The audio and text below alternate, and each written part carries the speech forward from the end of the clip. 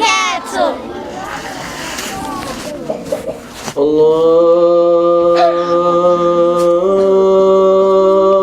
أكبر الله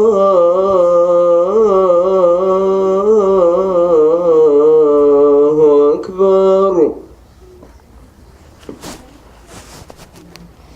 الله أكبر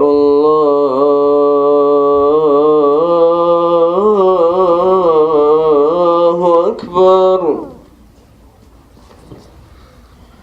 أشهد أن لا إله إلا الله.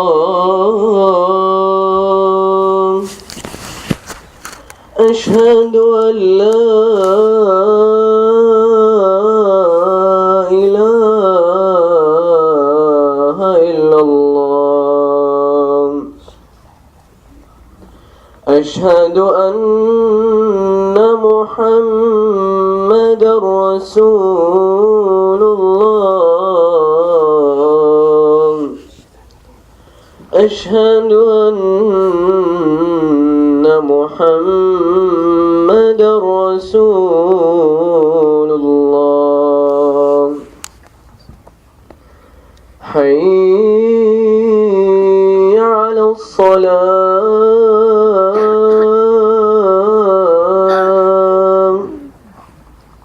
حي على الصلاة. حي على الفلاح.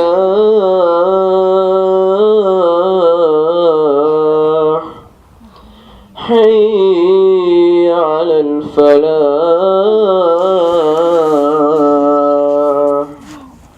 الله أكبر الله أكبر. لا إله إلا الله.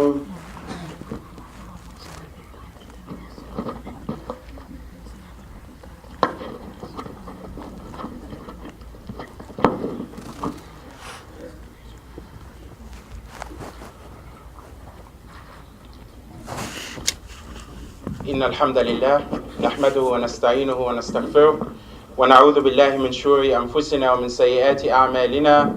من يهده الله فلا مضل له ومن يضلل فلا هادي له. وأشهد أن لا إله إلا الله وحده لا شريك له وأشهد أن محمدا عبد الله ورسوله. يا أيها الذين آمنوا اتقوا الله حق تقاته ولا تموتن إلا وأنتم مسلمون.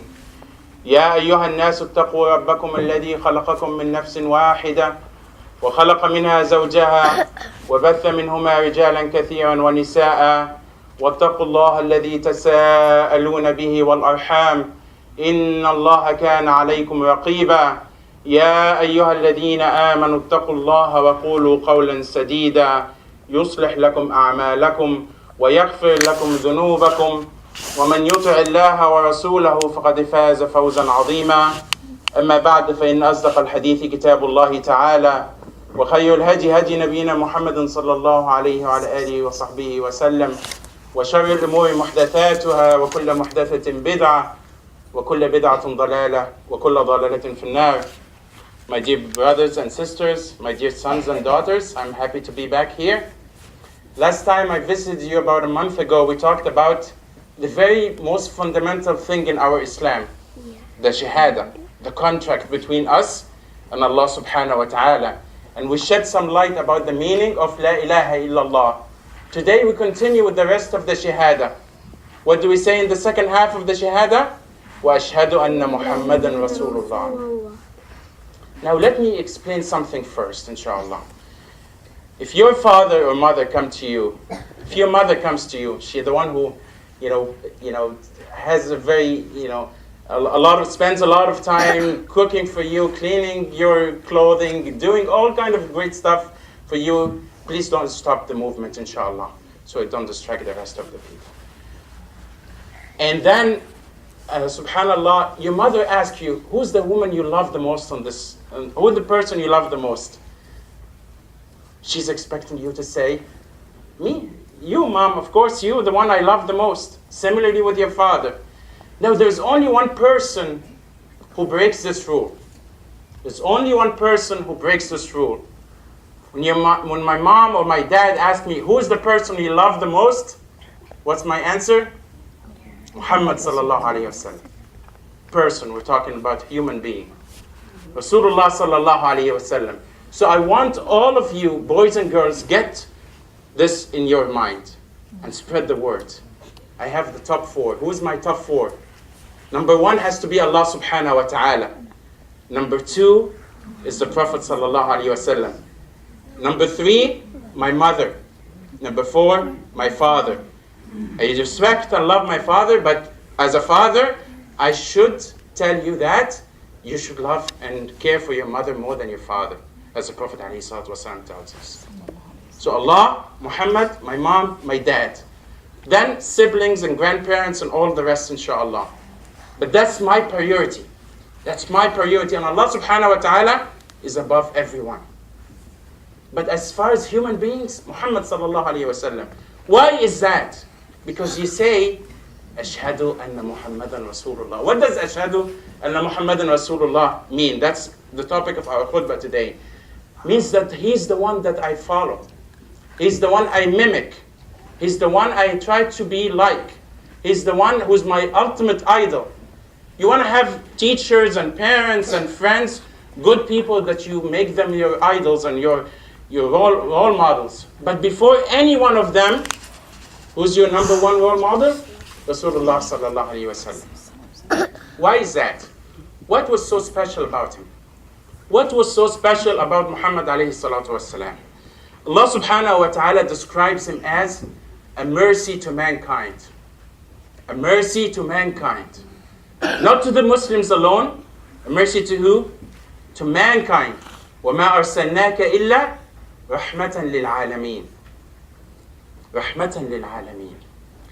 Now, one of the most admirable things, and this is the part where I want everyone, please, to stop shaking and moving and to focus with me, especially the boys. I don't hear movement from the girls. This is the part that I want you to pay very serious attention to. And this is the one that I personally, as a father, I take very, very seriously. The manners. Manners. Yeah, you're in trouble, mashallah. I can tell. Why is his manners? What is manners? First, let's define manners. Because sometimes, manners we don't define manners properly. You respond improperly sometimes to your father or your mother. You say, you don't have good manners. What is manners? Manners, inshallah, we'll have some dialogues where you guys can answer me, inshallah, outside the khutbah. What is manners? What is akhlaq? What does the word khuluq mean? How I deal with people I like. How I deal with people I do not like. How I deal when I'm happy. How I react when I'm angry. Rasulullah ﷺ used to get angry. But the way he used to act in his anger was that a very special thing that we all lack. How do I respond in all of these cases? When I joke, am I a bozo? Am I a clown? Or how did Rasulullah sallallahu alaihi wasallam? Did he always have a frown on his face? Did he always have a long face? What does the Sahaba radiallahu anhum describe him? He always had what on his face? Smile. Do you all have a smile on your face all the time? I tell you no. No, don't have to answer me. I know that. You either joke too much or you're sad too much. As you get, at a younger age, we tend to be clowns a little bit. We over-joke, we overdo it. And as we get older, somehow they tell you, or the society tells you, or defines to you that you should have a long face. To be cool, you have to have a long face. Don't laugh too much. You look at, you maybe nod to people. You don't say Salam Alaikum. You don't, it's, the less you speak, the better or the cooler you are. Does this follow Muhammad sallallahu alaihi wasallam's risala and his message? No. Both are wrong. Where is Islam always? Islam is always the happy median in the middle. Between being too clowny, between being too rude or too sad. Muhammad alayhi salatu wasalam always had a smile. He joked with some of his friends, as we'll give some examples. But when he joked, he always said the truth, and he never insulted anyone. He never made fun of anyone. He didn't call anybody shorty. He didn't call him an elephant. He didn't call, oh, look at this fat guy. Look at this short guy. Oh, look at, I'm going to dunk the ball over your head. All of that things that we tend to do. No. He always thought about the feelings of the person that he is communicating with. And that's how I want you to all to think. When I open this mouth and say anything, am I hurting the other person? Am I disrespecting my teacher? Am I disrespecting any one of the staff? Am I disrespecting any of my parents or my siblings or my elder ones? Allah subhanahu wa ta'ala describes Rasulullah sallallahu alayhi wa sallam, and the thing that he praised in the Quran was nothing but the khuluq, the manners of Rasulullah sallallahu alayhi wa sallam. As Allah says in Surah Al-Qalam, وَإِنَّكَ لَعَلَى خُلُقٍ عَظِيمٍ. You are of great manners, ultimate manners. You want to have the manners of the Quran? Have the manners of Rasulullah sallallahu alayhi wa sallam. The Prophet alayhi salatu wasalam describes himself that he was sent to perfect manners. إِنَّمَا بُعِثْتُ لَأُتَمِّمْ مَكَارِمِ الْأَخْلَاقِ. I was sent to perfect the manners of mankind. There were some good manners, but I came to perfect them. So that means I want to have the perfect akhlaq. Then I follow the akhlaq of Rasulullah. Now, I don't want this to be too theoretical. I want to give you some examples. Some examples of how we should love and respect Rasulullah sallallahu alayhi wa sallam. Please, again, stop the movement. I feel like I'm on a ship that's shaking left and right. Relax, inshallah, and enjoy. Inshallah, try not to move too much. I'll tell you a very beautiful story some people may not have heard. In one of the battles, might have been the battle of Mu'tah, Allah subhanahu wa ta'ala knows. One of the companions of Rasulullah sallallahu alayhi wa sallam, he was a servant of Rasulullah. His name was Safina. The word Safina in Arabic, as some of you may know, means a ship, but that was his name. His name was Safina. Safina got astray from the rest of the army on their path. Safina got astray from the rest of the army on their path. And he ended up somewhere in a little bit of a jungle. What is Safina facing? You guys in the first line, please stop staring at the target and focus with me, please. If you guys are not going to pay attention, I'm not going to come again, by the way. I take that very seriously.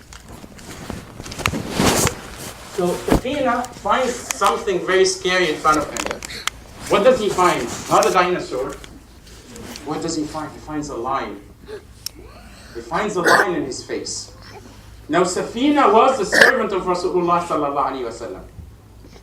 Look at how the companions radiallahu anhum and the animals and everything loved Muhammad alayhi salatu wasalam. And at the end we feel embarrassed how much we don't pay attention and how much love we're lacking to Rasulullah sallallahu alayhi wa sallam.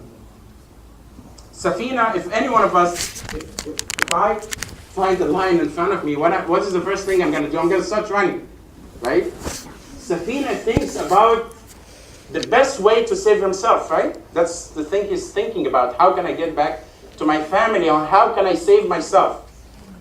He remembers that he is a servant of the best of mankind, of Muhammad alayhi salatu wasalam. So he speaks to the lion. He's speaking, starts having a dialogue with the lion.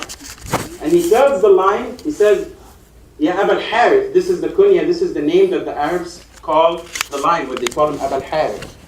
He said, it's me, Safina, the servant of Muhammad alayhi salatu wasalam. Safina is thinking, because Muhammad alayhi salatu wasalam is so loved to Allah subhanahu wa ta'ala, Allah can save him from this lion. They say in the different narrations of this, they say that the lion even guided him back to the army that he got astray from. This is the love of the animals to Muhammad alayhi salatu wasalam. During the Hajj that Muhammad alayhi salatu wasalam did, what we call Hajjat al-Wada', the farewell Hajj of Muhammad alayhi salatu wasalam. They took 100 camels with them.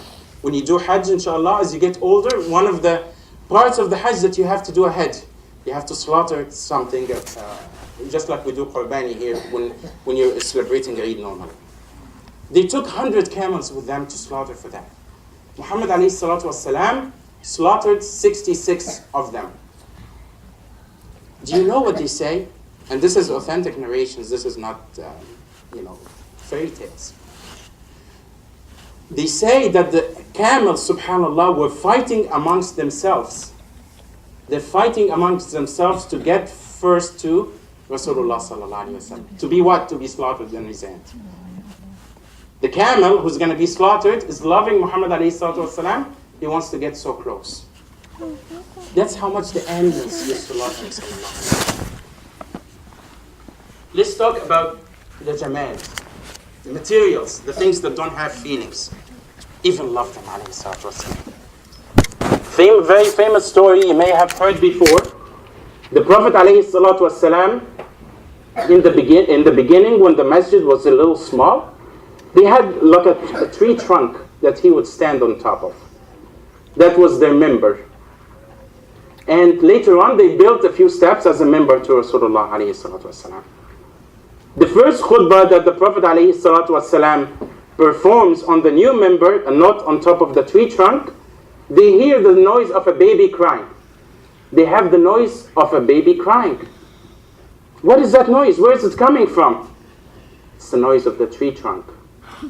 Crying because it wants Rasulullah sallallahu alaihi wasallam to stop on top of it, to stand on top of it.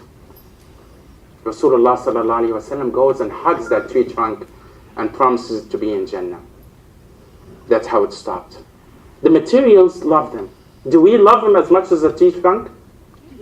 I can tell you we failed that exam. We've all old and young, we fail miserably. We really fail miserably. And we fail because if I don't have manners and I don't have etiquettes of Muhammad alayhi salatu wasalam, then I cannot claim that I really love him. That would be a false statement.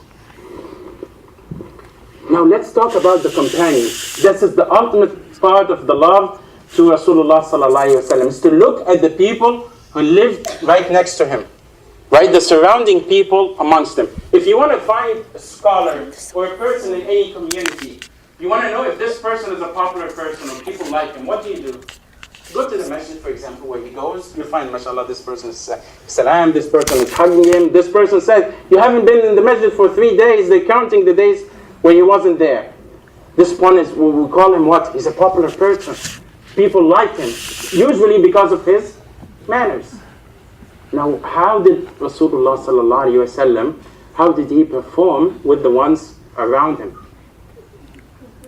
Abu Bakr Siddiq, the ultimate love story, I would call it, between a person between two humans. The love that Abu Bakr Siddiq radiallahu anhu are the best of this ummah after the prophets. How much love did he have to Rasulullah sallallahu alaihi wasallam? During the hijrah, when they migrated from Mecca to Medina, Rasulullah sallallahu alayhi wasallam realized that Abu Bakr was doing something weird. Abu Bakr would come in the front a little bit, then go back a little bit, then go to the right a little bit, then go to the left a little bit. Then Rasulullah sallallahu alayhi wasallam asked Abu Bakr, why are you doing that? Why you keep changing positions? He said, Ya Rasulullah, in the beginning I think I get worried that somebody would attack you from the front, then I go at the front. Then I say maybe they'll attack you from the back, then I go to the back. Then maybe they'll attack you from the right, then I go to the right. Then maybe they attack you from the left, then I go to the left. And then when they went to the cave, where they did hide, Abu Bakr radiallahu anh says, no Rasulullah, don't go in first. Let me go in, make sure it's clean. Make sure there is no scorpions. There's nothing that can harm you. There could have been a poisonous creature or something that kills Abu Bakr Siddiq. He doesn't care. This is the ultimate love. This is the ultimate love that we have. The ultimate question we all have to ask ourselves. Then he goes in, then they sat. Rasulullah sallallahu alaihi wasallam was very tired. He sleeps, and his head falls on the leg of Abu Bakr Siddiq. Abu Bakr radiallahu anhu finds a scorpion trying to get into the cave. He closes the hole in the cave with his thumb, with his toe, with his big toe. And then the scorpion bit Abu Bakr Siddiq. And they say, I haven't, alhamdulillah, been bitten by a scorpion, but they say it is very, very, very painful. Abu Bakr Siddiq trying not to make too much noise. Why? So that Muhammad alayhi salatu wasalam doesn't wake up, because he was tired. Then the tears of Abu Bakr Siddiq, because of holding the pain, if you're trying to hold the pain, sometimes you'll tear. Then the teardrops fall on the face of Rasulullah sallallahu alaihi wasallam, and Rasulullah sallallahu alaihi wasallam wakes up. And then a miracle from the miracles of Muhammad alayhi salatu wasalam, he wipes that bite with his own saliva, and Abu Bakr Siddiq radiallahu anhu is cured immediately. Have you seen anybody loving anybody, even your parents, even my parents, anyone loving anyone else that much? That much? It's unheard of, wallahi. It is unheard of. Abu Ubaidah ibn Jarrah, one of the top of the 10 companions of Rasulullah sallallahu alayhi wasallam. In the Battle of Uhud, the Muslims did suffer quite a bit of loss. And then the helmet that the Rasulullah alayhi salatu wasallam was wearing, the metal of it bent and it went into the cheeks of Rasulullah sallallahu alayhi wasallam. Now, if that happens today, we have pliers, we have tools. Let me get my toolbox from the trunk of the car and fix that up. Abu Ubaidah has no tools, has nothing. He has his hands. What does he do? He starts biting the metal of the helmet and trying to straighten it out with his teeth. What happens to him? He breaks his front teeth and becomes what we call ahtam. He has a head, what we call in Arabic. Then the person stutters a little bit, like as if he's spitting a little bit. And they say, subhanAllah, because he did it to save Muhammad alayhi salatu wasalam, that this was the best ever hatm that they have seen. They didn't think, if there is something that I can do to please or to save Muhammad alayhi salatu wasalam, they did not think. Again, they had their priorities straight. They didn't have their 5 BFFs first before Allah subhanahu wa ta'ala. They had Allah subhanahu wa ta'ala, then Muhammad alayhi salatu wasalam, then their mothers, then their fathers. Just as I want you to set your priorities very straight. There was a very nice young man, probably in the age of 12 to 15, in the times of Rasulullah sallallahu alayhi wasallam. He used to serve Rasulullah, pours the water for his wudu. His name was Rabi'at al-Aslami. Now one day the Prophet ﷺ finds that much love and caring from Rabi'ah. Then Rasulullah ﷺ gives him the question and says, ask me. Ask me for anything. He didn't ask him for PlayStation 4. He didn't say, I want PlayStation 4. Not that it's wrong to have PlayStation 4 as long as we use it properly and don't displease Allah subhanahu wa ta'ala. He said, Rasulullah, give me time to think about it. This is not an opportunity that comes every day that Muhammad alayhi salatu wasalam asked me, what do you want? Then the next day, Rasulullah sallallahu alayhi wasallam asked him, he says, so what do you want? One thing. He said, I want your companionship in the Jannah. That's all I want. He's 12 or 15. So people in the age of 12 and 15 think of that as a role model. Right? And the younger ones should prepare themselves to think this way when they get to that age, inshallah Rabbil Alameen. He said, that's it? Is that nothing else? He said, nothing else. He said, أعني عليها بكثرة السجود. Help me to get you close to me in the Jannah by extra salah, by the nawafil. But proper salah, not up and down, not just count, I prayed 100 rak'ahs a day. Do they count? Are they real rak'ahs or like quarter of a rak'ah or third of a rak'ah? That's the question we have to ask ourselves. أقول قولي هذا وأستغفر الله العظيم لي ولكم كل ذنب فاستغفروه إنه هو الغفور الرحيم.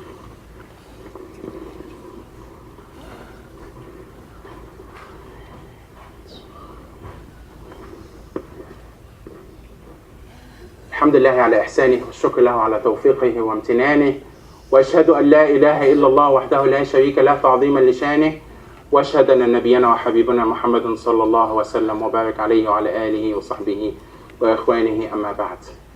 Now let's wrap this up. Let's summarize it. Let's make it a little bit practical, because I see some people yarning and some people, getting a little bored.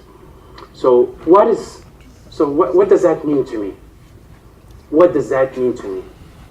Rasulullah sallallahu alayhi wa sallam tells us a very short hadith. He said, كل أمتي يدخلون الجنة إلا من أبى. All my ummah, every one of us, inshallah, may Allah include every one of us and our families in that. All of them are going to go to Jannah. إلا من أبى. Except who refuses. Who refuses to go to Jannah? Is that logical, that I refuse to go to the Jannah? Then Rasulullah sallallahu alayhi wa sallam explains to us. من أطاعني دخل الجنة ومن عصاني فقد أبى. If you follow me, you go to Jannah. And if you disobey me, and if you go the other path, then you're refusing to go to the Jannah. So as students, what does it mean that Ashhadu anna Muhammadan Rasulullah? Let's be practical, and this is the part where I want your ultimate attention with me. Stop playing with the carpet, stop doing these kind of things, inshallah. What is Ashhadu anna Muhammadan Rasulullah mean? Do we have a fraction of a manner of Rasulullah sallallahu alayhi wa sallam? I'm talking to all of you. To look yourself, now this is the time everyone pulls a mirror out of your pocket and look yourself in the mirror, myself included. How are my manners compared to the manners of Rasulullah sallallahu alayhi wa sallam? No one is ever going to be of that ultimate manner. But are we trying? Are we trying at least a little bit? I don't see people trying these days. I see people acting rebellious. I see people acting rude. I see people disrespecting elders. If we do any of that, are these the manners that Muhammad ﷺ came to teach us? No. Then Ashhadu anna Muhammadan Rasulullah doesn't mean anything. I'm saying it, but I'm not applying it at all. How do I deal with my teachers? Am I rebellious? Am I a pain? Am I loving the fact, as I told you last time, am I happy to be in an Islamic school? Am I taking the most advantage of that? Rasulullah sallallahu alayhi wa sallam said, tells us in multiple ahadith to spread the salam. Say assalamu alaikum. Are you guys saying assalamu alaikum to each other? Are you sometimes pushing yourself to say assalamu alaikum wa rahmatullahi wa barakatuh? Get the whole 30 hasanat, not just 10. Be greedy in the capturing of the hasanat. How is our manners with our parents? I want, right? This is what they teach you in the society. You want, you deserve. You work the whole week, so you have to party the whole weekend because you did something miraculous. You worked the whole week. No, I have some news for you. In 95% of the world, you work the whole week and you don't get to do anything but work again on the weekend. And some people in this country, lots of people in this country, that's what they do. Their parents are working around the clock all week long just to put food on the table, like they say. Muslim children, for the most part, mashallah, the fridge is never empty of halal chicken and halal this and halal that, and all kinds of stuff. Are we acting thankful, as Muhammad alayhi salatu wasalam teaches us? Are we doing that? It has to show. It's not about. We've been speaking too much. We've said too much. We've educated too much. It's time for you guys now to start acting like you care about Islam, like you care about the Sunnah of Muhammad alayhi salatu wasalam and the manners of Muhammad sallallahu alayhi wasallam. How clean are we? Let's talk about that very important topic. Last night I was in INT and the brother was complaining that the bathrooms in the masjid are dirty. People don't even flush the bathrooms. What an embarrassment to us as Muslims. We were the humans who taught mankind to be clean. Do you know that in Europe they didn't have bathrooms until the Muslims went to Spain? They did not have bathrooms. We taught them to have bathrooms. We taught all of this humanity to have bathrooms. And then we don't flush our bathrooms? And I've personally went into one of the bathrooms at INT, and it was so disgusting I could not use it. How is it's not funny, wallahi. Yes, it's funny, but it's embarrassing, brothers and sisters, young brothers and young sisters. It is very embarrassing. I have to take it very seriously. And when I go to a bathroom in my school or in my masjid that's not clean, I have to do my best to clean it at least. Do your best to clean it. Because this is the house of who? This is the house of Allah subhanahu wa ta'ala. You want it to be filled with filth? If Muhammad alayhi salatu wasalam comes and visits your class today, he says, I'm going to make a surprise visit to grade 5. Goes to the boys' classroom and then goes to the bathroom and sees how it looks. Is he going to be happy with the class? So we have to.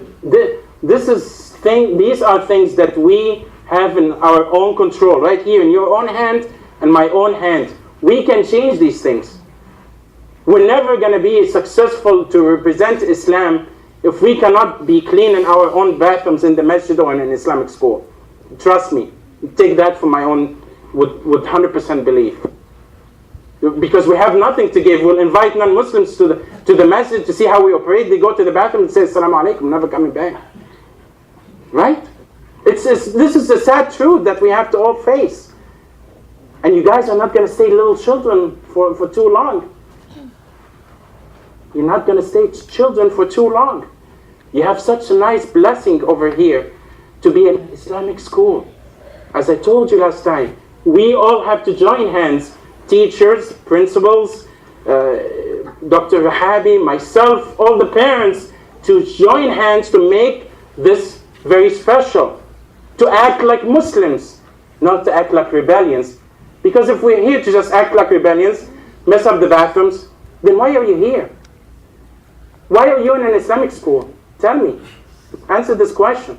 There's plenty of other children who would love to join the Islamic schools, and they really care about Islam.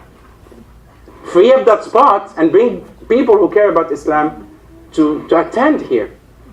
Seriously. MashaAllah, every Islamic school is all full. It's very hard to get in any of the Islamic schools. We have to take it very seriously. We have to look ourselves today in the mirror and say, what have I done to be like Muhammad alayhi salatu wasalam? Baba, Mama, I want to know Rasulullah sallallahu alayhi wasallam more. Buy me a little book. Buy me the sealed nectar. Buy me something. Put a video on YouTube from Nu'man Ali Khan or from somebody that's easy to understand for me about Rasulullah sallallahu alayhi wasallam. Because everybody says I should be like this man, and I really don't know him. So how can I be like him and I don't know him? Right? So we have to learn about Rasulullah sallallahu alayhi wasallam. It's not an option for us. It's not an option for us. You want to be successful in this dunya? You want to be successful at work? You want to be successful in your studies? You want to be clean? You want to end up with a successful life, meaning ending in Jannah? You have to know Muhammad alayhi salatu wasalam, and you have to follow his path. Here's a simple example I use with my own children. If the lights go off today, right now, big gathering, mashallah, and the lights went off. You don't have that going on, but mashallah, most of the rest of the world suffer from electricity loss all the time. And now only one person in this room has a flashlight. What are we all going to do, young and old? We're going to follow this person. Let's see if we can go get some candles or get some. Everybody's behind the person with the flashlight. And it's dark, dark, dark, black. Nobody can see anything. Who's the person with the flashlight? Rasulullah sallallahu alaihi wasallam. This is how much guidance he has for us. This is how we are lost without his guidance. This is what ashhadu anna Muhammadan Rasulullah means. So next time you say the shahada and you say ashhadu an la ilaha illallah wa ashhadu anna Muhammadan Rasulullah, think about it and apply it in your life. And now when we're going to do the salah, I don't want to, like last time, hear the knees going on the ground like like the whole building is going to fall apart, because Rasulullah sallallahu alayhi wasallam again forbid us from doing that and said, to go calmly, don't go like a camel, he drops like that. And we all know, and we're not going to stand in the salah and look at the person on the right and the person on the left and hit this person and poke that person. Not just that I'm messing up my own salah, I'm ruining the salah of the people next to me. It's a complex sin, subhanallah. It's enough of a sin to mess up my own salah, but to mess up the salah of the people next to me or to distract them, and this is the complete opposite of the salah of Rasulullah. What did he say? جُعَلَتْ قُرَّةُ عَيْنِي فِي الصَّلَاةِ. Apple of my mind and piece of my heart were in the salah. I have a problem, I go to the salah. You also at this young age, you can do that. If something upsets you, you have a problem with your sibling, go do the salah. Maybe it's Maghrib time, go pray Maghrib. You'll feel so much better. Go do wudu and pray Salat al-Maghrib. You'll feel so much better. Go pray 2 rak'ahs nafil at any time. You'll feel so much better. Now compare that salah that Rasulullah sallallahu alayhi wasallam is telling us to do and the kind of salah we can perform in an Islamic school, in the masjid.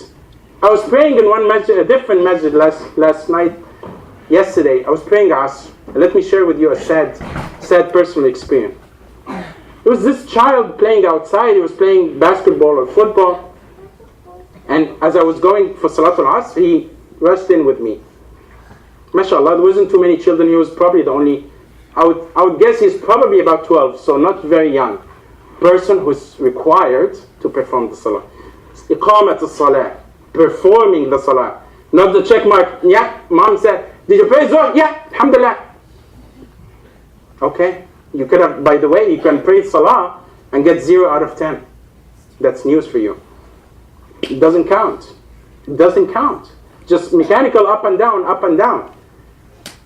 So that kid was praying, mashallah, when it was basketball time, he was all focused, all energetic. Now standing next to me, he was not paying attention first thing to the line, about a foot, not just a little bit of the line messing. He was like a foot ahead of me. I tried to correct him every rak'ah, like he's like going 1 foot further. And when he goes to the sujood, puts his hand like this, and he's not even putting his forehead on the ground. And every sajda, every rak'ah, I know it sounds funny, and it sounds like some of you are familiar with these acts, like we performed them ourselves, right? Every rak'ah, his sujood was different. It was very creative. One time, he would do it, his hands in one way, and then he joined 1 rak'ah late.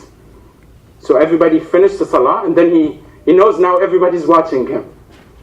Now, mashallah, rak'ah number 4 was beautiful. It was beautiful. Meaning that he knows the right salah, and the first 3. So, are we caring about human beings around us in the masjid and not caring about Allah subhanahu wa ta'ala? How does that salah compare to the salah that Rasulullah asked us to do? This is where we change, my little brothers. I'm not here lecturing you for nothing. I'm not lecturing you to get $1 out of everyone, or my principals or teachers are not telling you the salah is very important because they take money when you perform salah. We don't care about that. We care about you. We may have done some of these mistakes when we were at your age. By the way, we're not angels. But we learned, and we don't want you to fall in the same mistakes. I hope this was beneficial to you. And I hope the name of Muhammad ﷺ gets stuck in our heads. And when we hear his name, always say sallallahu alayhi wa sallam wa alayhi salatu wa sallam. Allahumma ansur al-Islam wa a'izz al-Muslimin. Allahumma ansur kalimat al-haqq wa ad-din. Allahumma dammir a'da'aka a'da' ad-din. Allahumma wahid kalimatana ala ma tuhibbu wa tarda. Allahumma arina al-haqqa haqqan warzuqna ittiba'a wa arina al-batila batilan warzuqna ijtinaba. Allahumma aghnina bihalalika an haramik wa bifadlika amman siwak. Allahumma aj'al al-halala sahlan alayna waj'al al-harama sa'ban alayna. Allahumma akhtim bil-baqiyat as-salihati a'malina. اللهم حبب إلينا الإيمان وزينه في قلوبنا وكره إلينا الكفر والفسوق والعصيان. اللهم اصلح لنا ديننا الذي هو عصمة أمرنا واصلح لنا دنيانا التي فيها معاشنا واصلح لنا آخرتنا التي فيها معادنا واجعل الحياة زيادة لنا في كل خير واجعل الموت راحة لنا من كل شر. Oh Allah, we ask you for guidance inshallah to follow the right sunnah of Muhammad sallallahu alayhi wa sallam. We ask you to protect our siblings and our children and all our families from the evil in this world. We ask Allah subhanahu wa ta'ala to give us unity, to give us the right clear mind to know the importance of following the sunnah of Rasulullah sallallahu alayhi wa sallam, to give us the opportunity to be thankful to Allah subhanahu wa ta'ala that we are here gathering peacefully, able to pray Salatul Jum'ah, where some people in this world are not able to pray Jum'ah. I'm very scared to perform that. We ask Allah subhanahu wa ta'ala to make us always act thankful and show it in our acts that we are thankful to Allah subhanahu wa ta'ala for our eyesight, for our hearing, for everything we have. We have to always act like this. Sallallahu alayhi sayyidina Muhammadin wa ala alihi wa sahbihi ajma'in. قوموا إلى صلاتكم رحمكم الله. أقم الصلاة.